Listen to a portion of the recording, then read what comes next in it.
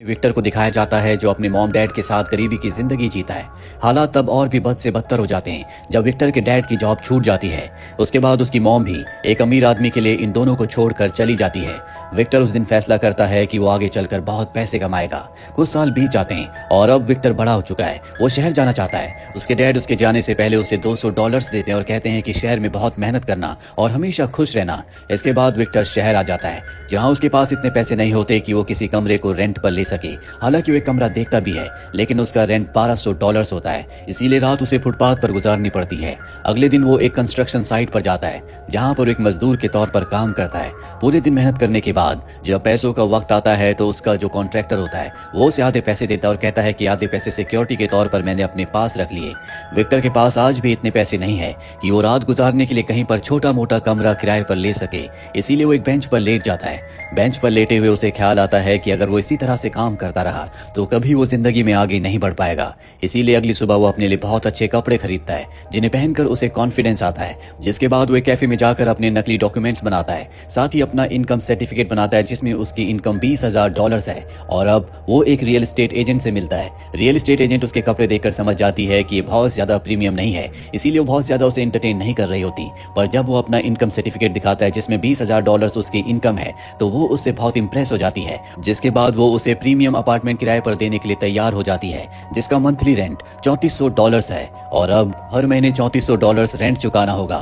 इसीलिए वो उसी कंस्ट्रक्शन साइट पर जाता है जहां पर उसने एक दिन पहले काम किया था। वहां पर जितने भी वर्कर्स होते हैं उन सबको इकट्ठा करता है और कहता है कि मुझे पता है कि तुम एक रात रुकने के लिए $38 चुकाते हो, पर मेरे पास एक प्रीमियम अपार्टमेंट है जिसमें हर तरह की फैसिलिटीज है और उस जगह पर रहने के लिए तुम्हें मात्र एक दिन के $40 देने होंगे और ना ही तुम्हें अपना इनकम सर्टिफिकेट दिखाना होगा।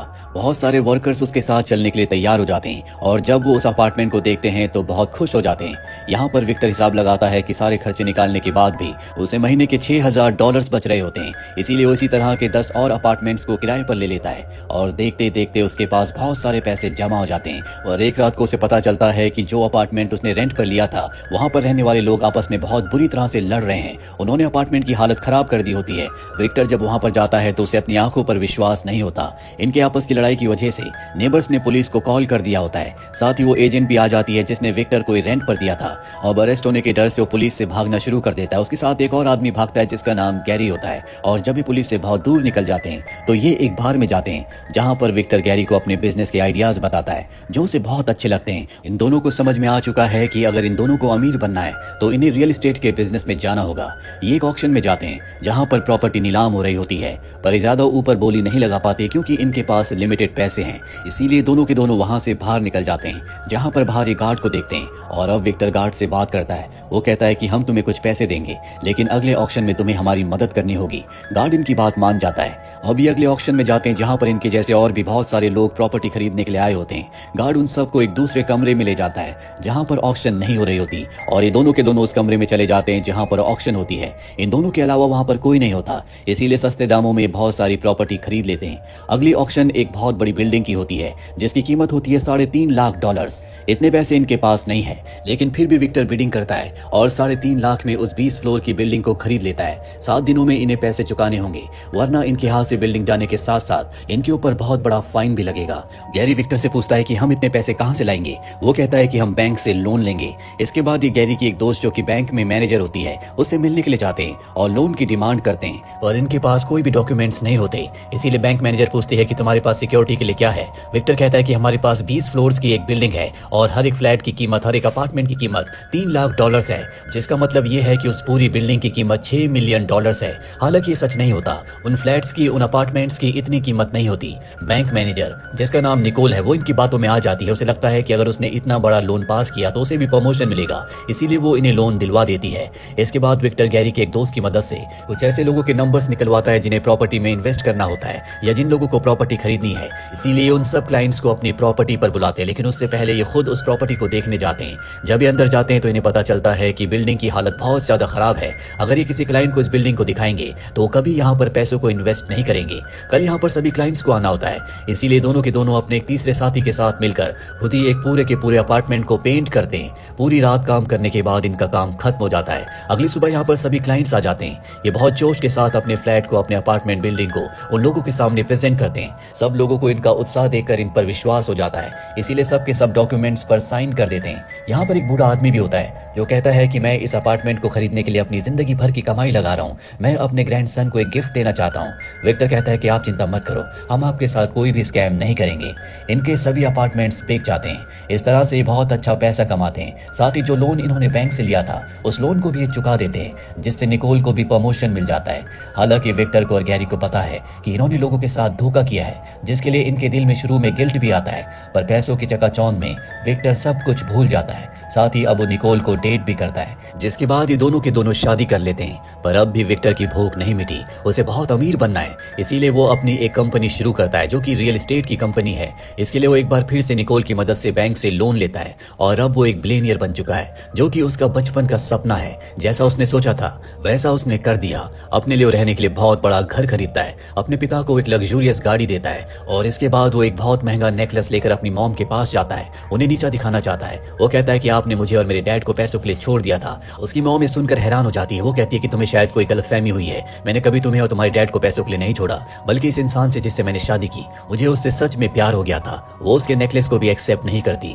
सच्चाई जानने के बाद विक्टर को बहुत दुख होता है। दरअसल आज तक उसने जो भी पैसे कमाए थे वो अपनी मॉम को नीचा दिखाने के लिए कमाए थे, पर जो भी उसका परसेप्शन था वो पूरा का पूरा गलत था। इसीलिए वो बहुत ज्यादा फ्रस्ट्रेट हो जाता है और ये भी तय करता है कि अब वो जितना पैसा उसके पास है उससे कई गुना ज्यादा पैसे और कमाएगा। इसीलिए वो एक इंश्योरेंस कंपनी को खोलता है, जिसके लिए बहुत सारे एम्प्लॉयज को हायर करता है। साथ ही अब वो अपनी फैमिली प्लानिंग भी करना चाहता है। जो नेकलेस उसने अपनी मॉम के लिए लिया था, जो कि बेशकीमती है, वो अपनी वाइफ निकोल को दे देता है। जब गैरी को बात पता चलती है तो गैरी कहता है कि तुम्हें ऐसा नहीं करना चाहिए था। निकोल मेरी बचपन की दोस्त है, वो मनी माइंडेड है, पैसा ही उसके लिए सब कुछ है, और वो गैरी की बात नहीं मानता। वो निकोल से सच्चा प्यार करता है। कुछ साल इसी तरह से बीत जाते हैं। विक्टर की जिंदगी में सब कुछ अच्छा चल रहा होता है, उसने बहुत सारे पैसे बना लिए हैं। और एक दिन जब वो गैरी के साथ अपने ऑफिस में गेम खेल रहा होता है, तभी उसकी फाइनेंशियल एडवाइजर वहां पर आती है और बताती है कि हमारी कंपनी के जो अकाउंट्स हैं वो टैक्स अथॉरिटी के पास गए हैं। उनके मुताबिक हमने $1 मिलियन के टैक्स नहीं भरे, जल्दी हमें वो टैक्स भरने होंगे, वरना हमारी कंपनी के ऊपर बड़े बड़े लीगल एक्शंस लिए जाएंगे।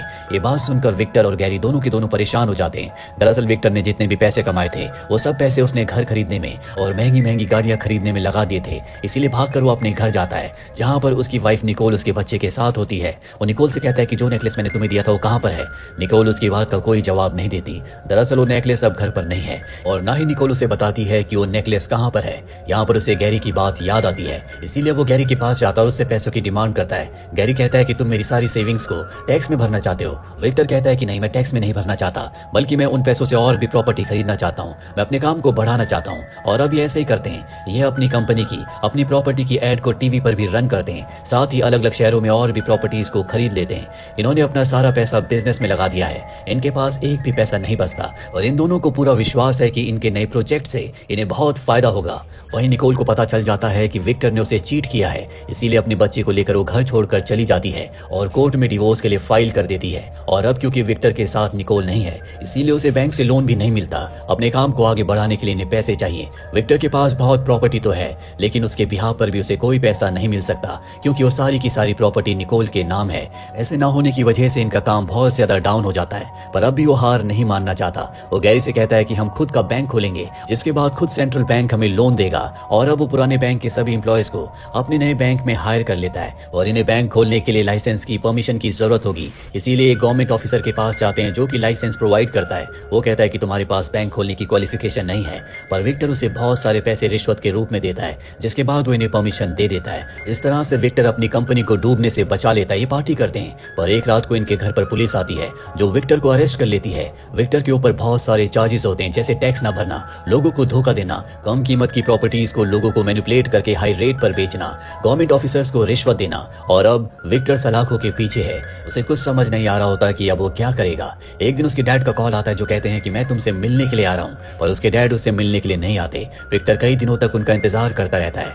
एक दिन विक्टर की मॉम उससे मिलने के लिए आती है और कहती है कि उस दिन तुम्हारे डैड तुमसे मिलने के लिए आ रहे थे, पर उनका एक्सीडेंट हो गया, जिस वजह से उनकी मृत्यु हो गई। ये बात सुनकर विक्टर टूट जाता है। उसने अपना सब कुछ खो दिया। कुछ साल इसी तरह से बीत जाते हैं। अब विक्टर को रिहा कर दिया जाता जाता है। जब वो जेल से बाहर निकलता है तो वहाँ पर उसकी एक्स वाइफ निकोल आती है। दरअसल उसे विक्टर से कोई लेना देना नहीं है, पर वो अपनी बेटी को उसके पिता से मिलवाने के लिए लाई होती है। इसके बाद विक्टर एक छोटे से अपार्टमेंट को किराए पर ले लेता है, जहाँ गैरी उसके लिए एक लेटर भेजता है जिस पर लिखा होता है, मुझे यकीन है कि तुम अब भी एक शेर हो, तुम्हारे अंदर एक शेर का दिल धड़कता है। विक्टर कई घंटों तक लेटे लेटे सोचता रहता है कि गैरी ने ऐसा क्यों लिखा। तभी उसे याद आता है कि एक बार गैरी ने उसे शेर का स्टैचू गिफ्ट किया था, जो अब भी उसके पुराने घर पर है, जिसे गवर्नमेंट ने सील कर दिया है। रात के अंधेरे में वो उस घर के अंदर जाता है, जहां पर उस शेर के स्टैचू को हैमर से तोड़ता है, और जब उसे तोड़ता है तो उसके अंदर वही नेकलेस होता है जो उसने कभी अपनी मॉम के लिए खरीदा था और बाद में निकोल को गिफ्ट कर दिया था। इस नेकलेस की कीमत बहुत ज्यादा होती है, ये बेशकीमती नेकलेस है।